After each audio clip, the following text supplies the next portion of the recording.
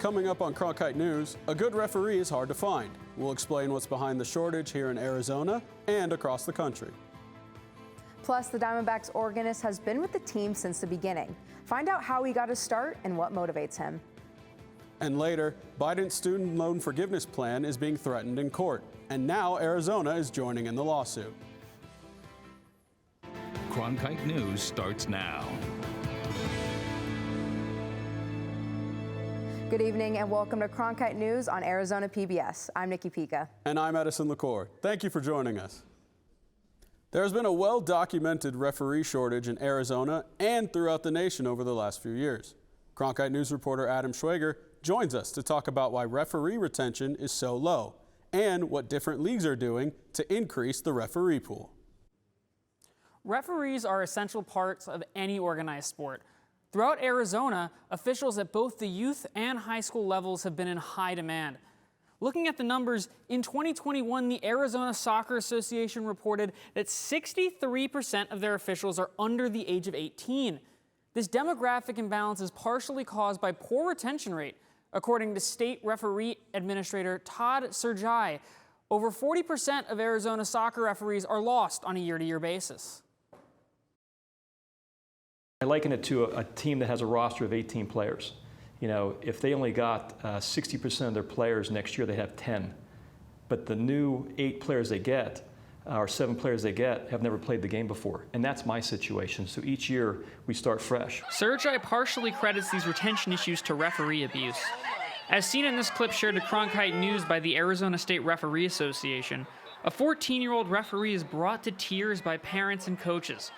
The actions of adults, as seen here, are having a major effect on referee retention. Now the environment has continued to get worse, so that's something else that we focused on in the last couple of years of trying to turn around sportsmanship, trying to fix those issues and make officiating more appealing.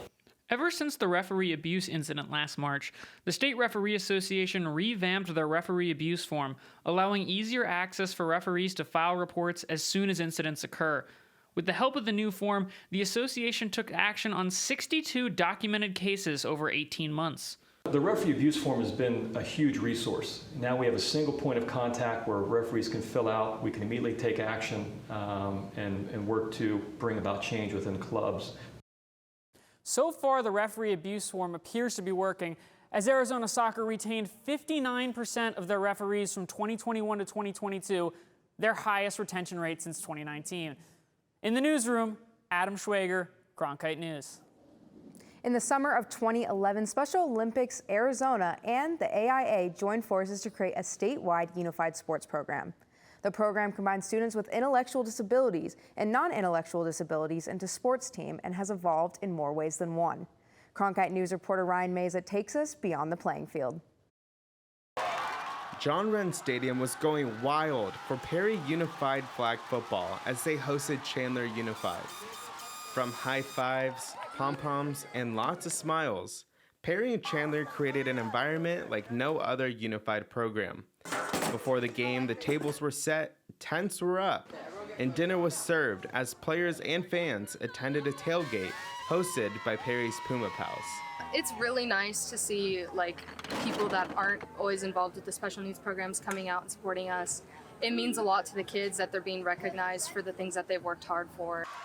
As the athletes get more involved within the program, the hard work and support help them develop into the people they are now.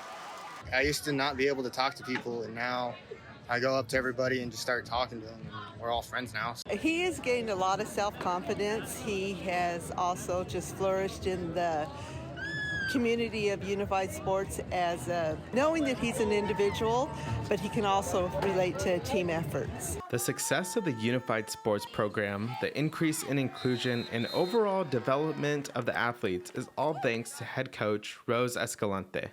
This is one of the visions that I wanted to make sure that we were going to be that school with a lot of inclusion and a lot of support here in the East Valley. Since Coach Rose took over the Perry Unified program in 2015, she has relentlessly fought to give her athletes the same opportunity and recognition as other varsity sports. Coach Rose has just been amazing with these kids. Nothing but greatness from her. The success and recognition of Perry Unified has not only gained attraction within Perry High School, but also from the other schools with unified sports programs. They're like, oh, we like this inclusion, we need to have this at our school. And, you know, it picks up the morale for everybody and it makes us be more unified. From tailgates to touchdowns, Perry High School is unified far beyond the playing field. Reporting in Gilbert, Ryan Meza, Cronkite News. As Perry Unified starts to wrap up their football season, they look to kick off their soccer season at the beginning of November. Suns coach Monty Williams named Cam Johnson to the starting lineup moving forward. Johnson fills the void at the 4 spot left by outgoing forward Jay Crowder. Johnson will get his first runs as a permanent member of the starting lineup on Sunday when the Suns open the preseason against the Adelaide 36ers. Yes, that's right, that's Adelaide, Australia. While no National Basketball League team has ever beaten an NBA side in their preseason exhibition series, Coach Monty Williams says his squad is not overlooking their competition. There's a toughness about the Australian players that I've come to realize. Like I don't think I've met a soft player from Australia. I think it's a great characteristic that they're just tough as nails. I watch them in the Olympics when they play, and the camaraderie is off the chart. But I always go back to their toughness. It's pretty inspiring. Monty is looking for Cam to get better at rebounding, and the physical Adelaide 36ers are a good test for Johnson to improve his numbers on the glass. The Suns and the 36ers tip off on Sunday at 7 p.m. at Footprint Center. On Thursday, the PGA Tour Champions teamed up with Charles Schwab for a media day and luncheon at the Phoenix Country Club. The host of the event was Stephen Alker, the Champions Tour moneyless leader. Alker, originally from Hamilton, New Zealand, has a special connection to Arizona's and its championships. While Phoenix is almost 7,000 miles away from his birthplace, Alker has called the Grand Canyon State home for 2 decades. The Fountain Hills resident feels he has a significant advantage over his competitors at the Schwab Cup Championship. He finished runners-up last year and loves his chances in the November season finale. Seems like it fits my eye, you know, I feel comfortable. So, yeah, that's big coming here. I don't know if Podrick's played here. I don't know. Maybe he hasn't. So he might just take an extra day or two to get used to the course. I played well last year. I can take that forward, and I've played a few holes out here today. So, yeah, I just like it here. The 2022 Charles Schwab Cup Championship will take place November 10th through the 13th at Phoenix Country Club. The Arizona Diamondbacks will be wrapping up their 24th season this weekend, and while many faces have come and gone over the years, one face has remained the same. Cronkite News reporter Michael Donahue sat down with the Diamondbacks' musical mascot. When fans make their way in the Chase Field, the sound of organ music can be heard throughout the stadium. The source of that music sits high above left field in the sandlot. Bobby Freeman has been the organist for the Arizona Diamondbacks for 24 years. His musical journey started as a young kid growing up in Ohio. I was a real little kid, like 2 years old. My parents took me to the roller skating rink in Cleveland, Ohio, and they had an organist that made the music. And I knew that's what I wanted to do. So we had a piano at home, and I used to pretend it was an organ. And just like the players, number 88 had to wait in the minors before getting the call up to the big leagues. I was in the minor league system with the Firebirds and loved it, and never ever dreamed that a Major League Baseball team was coming to Arizona. And then when it happened, it was absolutely a dream come true. Even Freeman's co-workers understand how much of a staple he has become for the organization. He is one of our greatest traditions. He's been with us since the very beginning. In fact, before we even had a team, Bobby would play down here and for the minor league teams and spring training and all that stuff. So Bobby is a fixture here at Chase Field, dating back to when it was Bank One Ballpark. And to have him be here as long as he has, I couldn't be any happier. With 25 years approaching, Freeman said it's the fans that keep him motivated to come back for 81 games a year. I'm out in the sandlot area in the upper deck in left field at Chase Field, and the fans sometimes are even waiting for me when I come here 45 minutes before the game to say hello, grab an autograph, grab a selfie. Freeman played baseball in high school, and while his athletic career didn't work out the way he had hoped for, he says there is still one similarity between his two passions. My baseball career and my musician career is exactly the same. When I played baseball, I sat on the bench most of the game, and I'm doing that professionally, sitting on the bench for the whole game. Besides his music, Freeman provides hope that even a bench warmer can have a professional career. In Phoenix, Michael Donahue, Cronkite News. The Arizona Diamondbacks have not publicized anything for the team's 25th anniversary celebration next season, but Weinheimer said Freeman will certainly be a part of it. I'm Diana Quintero. Coming up after the break, I'll have your top news stories. The fight to stop school vouchers is now over. We'll explain just how many signatures were collected and see what's next. Plus, monsoon season ends today. We'll take a look to see just how much rain came to the state.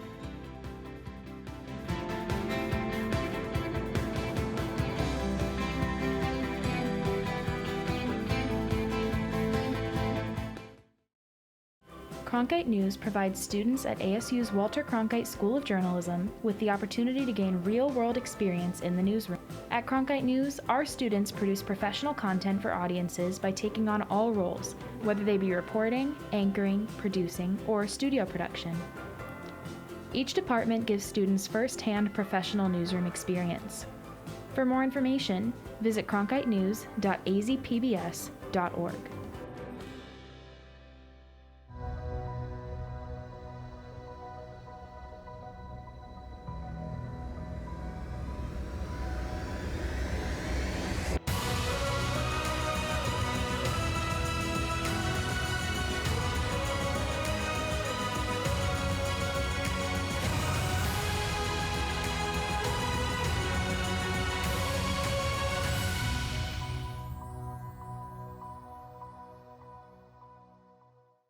That way the flavors will marry nicely. Can you tell me what I'm looking at? I'm not looking for love, I'm looking for cookies. And there's still places to discover. It just absorbs you. You can make this at home if you can't find it. I will continue to eat and drink until you get here. Get here fast. Cheers. Oh, look at that. Oh, doesn't that look good? We are going to be eating well. It does work. It does. We got a happy little sky. We're just getting started.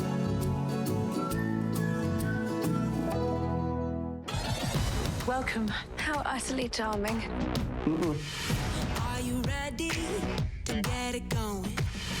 How does an English fan come to be Italian Riviera? A fresh start. Can I trust you? Are you ready for the show? You can't be afraid to show them what you've got, what you want. Are we having a party? Of course, the more the merrier. I love this place. It's my home now.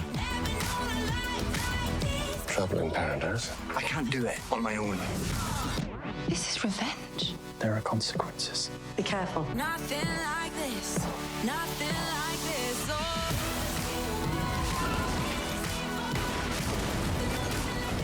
You look like you need rescuing. Don't we all? What is it that you want? I just want to let go.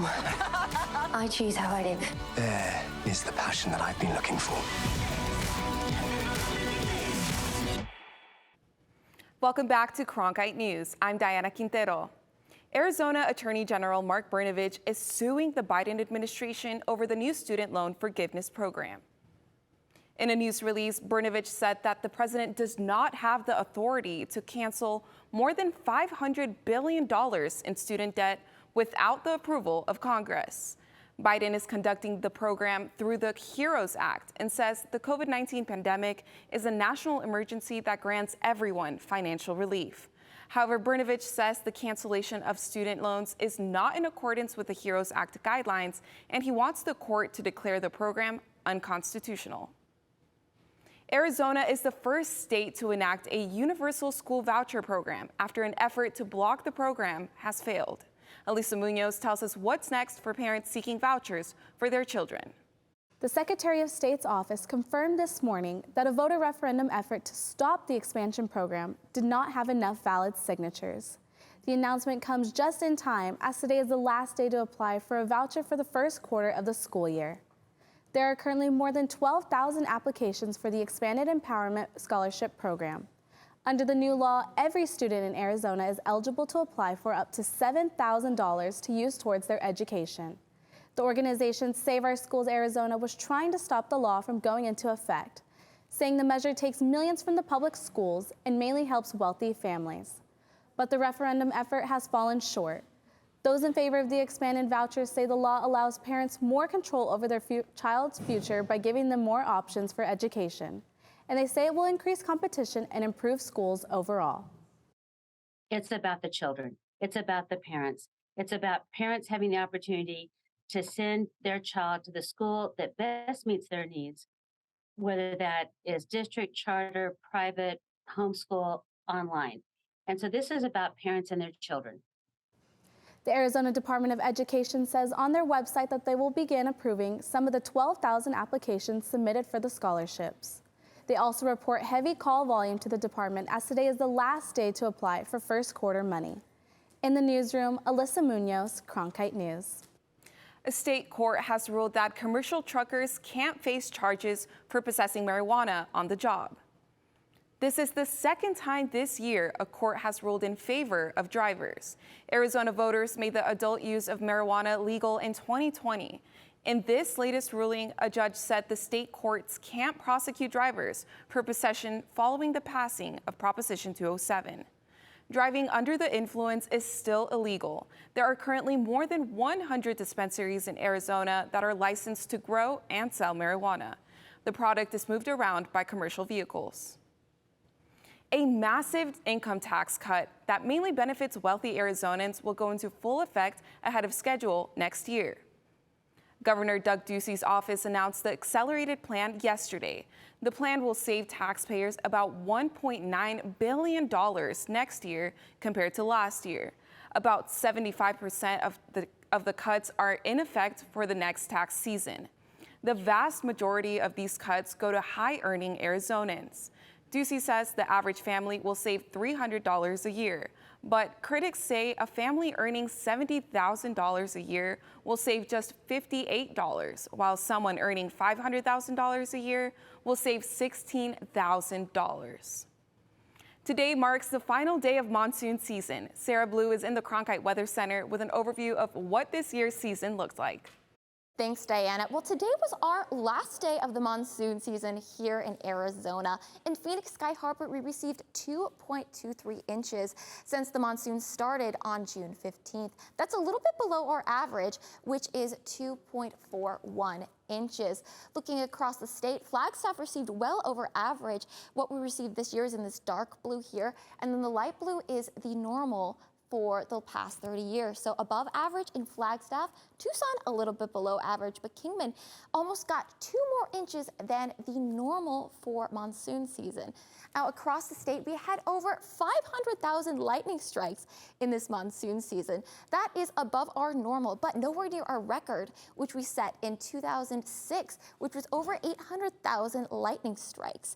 Now, just because we're ending monsoon season does not mean that we won't have a chance of storms in our forecast. We have a couple small pop-ups tomorrow afternoon, and by the evening, we'll have some isolated thunderstorms. By a Sunday morning, we'll have some pop-ups across the high country and some small ones down here near Tucson.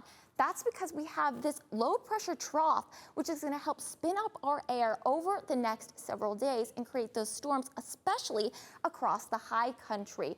That's where we'll have those overnight lows in the 50s and 60s, 70s through southeastern Arizona. Looking at your highs for tomorrow, we're going to be in those 70s and 80s up north, 90s along the western part of the state. But in Phoenix, we'll have a chance of rain tomorrow with a 20% chance on Saturday and Sunday, dropping to 10% on Monday. Through the next 7 days, we'll be hanging in those 90s, lows in the 70s. As we continue into that fall weather. From the Cronkite Weather Center, I'm Sarah Blue. You can celebrate the start of October with a colorful festival celebrating the Oaxacan community here in the Valley. Cronkite News reporter Jennifer Shawnee explains what this event is all about. The Galaguetza is an indigenous Oaxacan festival that dates back hundreds of years. For each of your senses, you'll find something there for the ears, the eyes, touch. The Oaxacan community in Phoenix is proud of its culture. Oaxaca is so rich in culture, in gastronomy, in architecture, in music. Why not make and bring something so people can understand it? And that is how the idea of bringing Galaguetza was born. This year marks the event's return to the Valley since the pandemic began in 2020. It's also the first time it'll be at the Desert Botanical Garden. Trying to make those connections with various members of the Phoenix community and beyond. On October 1st and 2nd, over 80 dancers, artisans, and musicians will participate in this year's event. How you live your life, how you party, how you conduct yourself, how do you basically are telling a story through dance, right? Despite Phoenix's distance from Oaxaca, these stories are kept alive through meaningful traditions that are passed down over many generations. All your senses will be awakened here with so much jubilee us Oaxacans bring. In Phoenix, Jennifer Sani, Cronkite News. The festival will run at the Desert Botanical Gardens tomorrow and Sunday from noon until 6 p.m. Attending the festival is included in the admission price to the garden. That's all for today's top news stories. Back to you, Nikki. Coming up after the break, 2 ASU athletes tied the knot in August. Learn how they balance their education, sports, and married life after the break. Evil can find its roots so easily in an English village. The landscape of criminal investigation. Murder, almost certainly. Modern policing methods. We endeavour to do our best. We're working hard to solve this case. And to make sure justice gets done. It's a new adventure. And the rest, as they say, is mystery. I can hardly wait.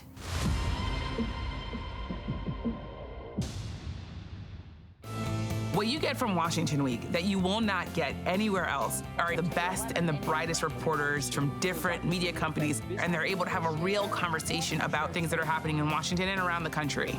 But it's also a show about issues that are relevant to different communities. How do you think that... As the moderator, I feel this deep responsibility to bring in those other perspectives so that people understand how power and politics impact their daily lives. Friday nights at 7 on Arizona PBS.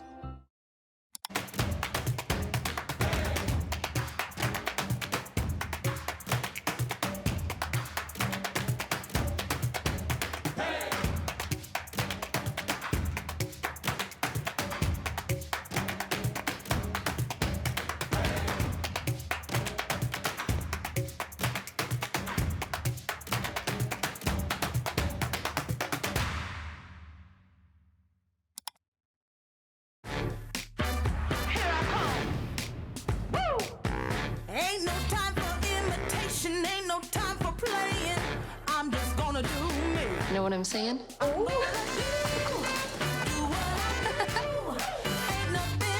Try to steer the trouble. Where's the fun in that? You know how ladies can be. I'ma do what I do. Stream the best of PBS on any device with the PBS Video app. All your favorite drama, history, science, news, and documentaries, all in one place. Watch your PBS station live or catch up on the shows you missed. Discover new favorites from PBS and locally produced shows from your station. Sign in and start streaming today.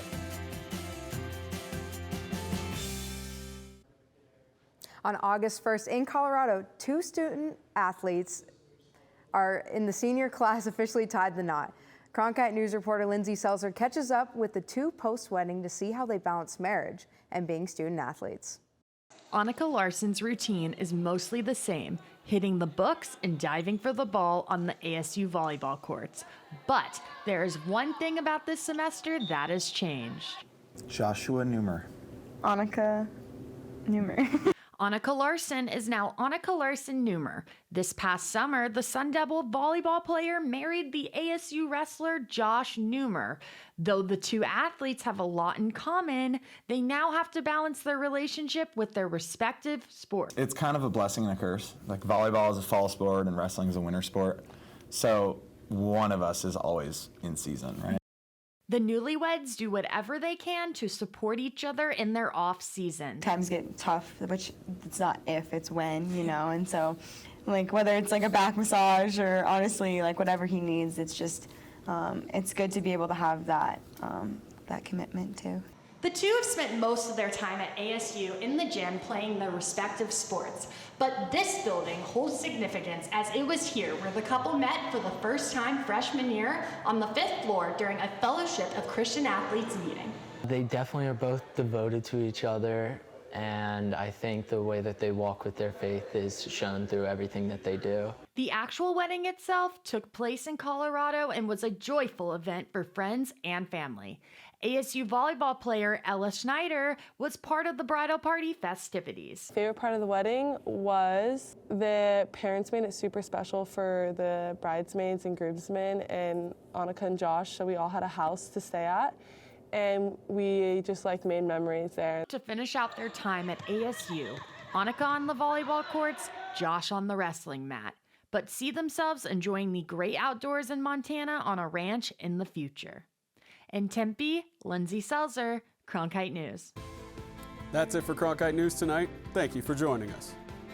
For top Arizona stories anytime, go to cronkitenews.azpbs.org.